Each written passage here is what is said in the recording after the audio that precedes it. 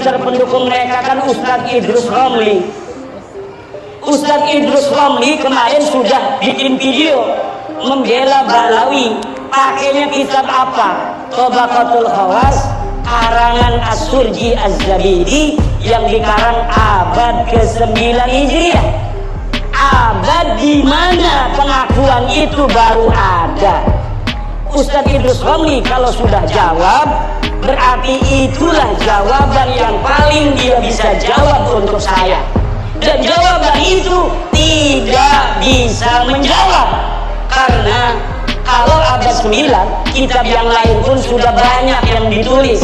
Ada Al-Furqah, ada Al-Juz' Al-Latif, ada kitab Al-Jawharus Syafa. Yang saya inginkan sesuai dengan abadnya, abad keempat, abad kelima.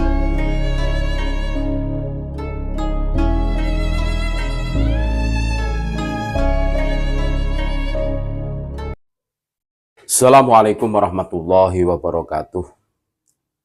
Saudara-saudaraku sebangsa setanah air yang kami cintai, yang kami banggakan, yang kami muliakan dimanapun Anda berada, kita semua sudah menyaksikan cuplikan video bersama Kiai Haji Maduddin Usman Al-Bantani.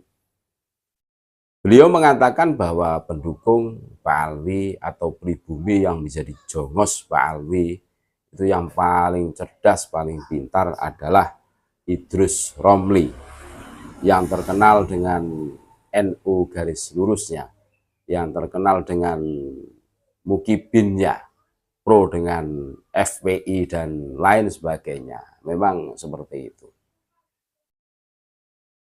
Memang kecerdasan dari Idrus Romli tidak diragukan lagi karena beliau sering debat dengan para Wahaboy, sering terkenal di framing sebagai singa aswaja. Wah, keren. Tapi menurut Kiai Imad itu beliau itu pintar dalam segi membaca, bukan meneliti. Laten, senang membaca, tapi bukan meneliti. Salah satu tokoh agama yang masyhur adalah Idrus Romli, dikenal dengan sebutan singa aswaja. Ini framing narasi yang disematkan kepada beliau. Entah siapa yang menyematkan, tapi ya kayaknya golongannya sendiri ya. Beliau dan Gus Bahak adalah dua ulama yang penulis tunggu-tunggu dalam menyikapi terputusan nasab Pak Alwi, karena keduanya adalah ulama yang karismatik dan memiliki keilmuan yang mumpuni.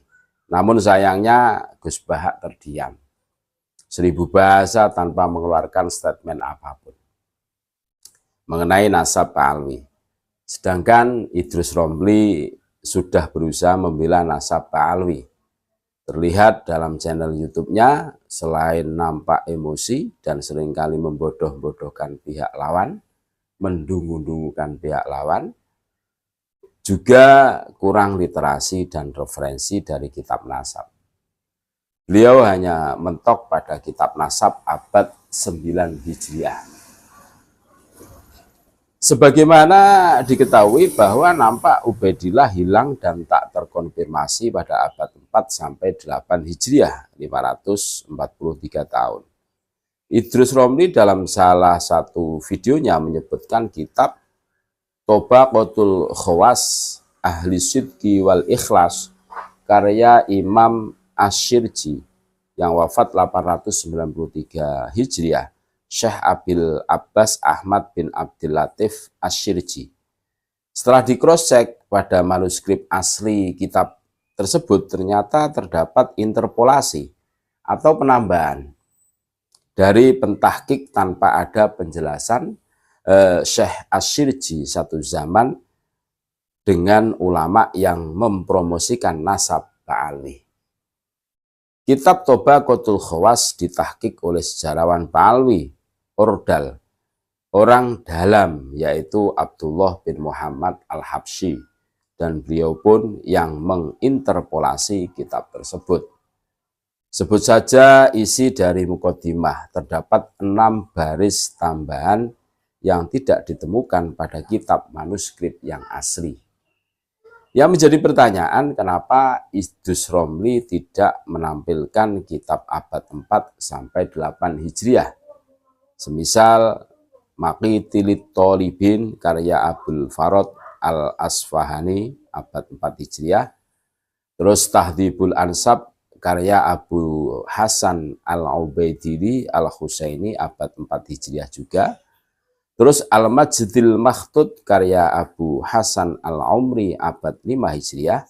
Terus Al-Majdi fi Ansabit Tholibiyin karya Abu Hasan Ali Al-Umri abad 5 Hijriah. Terus Nihayatul Ikhtisar karya As-Sayyid An-Naqib Abu Muhammad Syamsuddin bin Muhammad Al-Atqa abad 6 Hijriah. Di kitab beliau ini tidak ada nama Ubaidillah bin Ahmad. Syajaratul Mubarakah karya Fahru Roshi abad 6 Hijriah. Terus Toroful Ashab fi Ma'rifatil Ansab karya Sultan Raja Ashraf Umar bin Yusuf bin Rasul pada abad ke-7 Hijriah. At-Tadhkirah fi Ansabil Mutahharah karya Ibnu Mahna Al-Ubaidili Al-Husaini abad 7 Hijriah. Udatut Thalib Kubro karya Jamaluddin bin Ali Ibnu Ambah Al-Husaini abad 8 Hijriah. Umdatut Thalib Suhro karya Jamaluddin bin Ali Ibnu Ambah Al-Husaini abad 8 Hijriah. Al-Asiri karya Syarif Syafi'uddin Muhammad bin Tajuddin Ibnu Toqi Al-Husaini abad 8 Hijriah. Ke-11 kitab ini tidak pernah disebut oleh Idrus Romli untuk dijelaskan ke publik, bahwa 11 kitab ini saja tidak satu pun menyebut nama Ubaidillah dan tidak satu pun menjelaskan Ahmad bin Isa hijrah ke Yaman. Tanpa kitab 4 sampai 8 Hijriah yang menjelaskan Ubaidillah, maka nasab habaib di Indonesia telah terputus selamanya dan bukan lagi dzurriyyah Nabi Muhammad SAW. Terima kasih. Tetap NKRI harga mati. Assalamualaikum warahmatullahi wabarakatuh.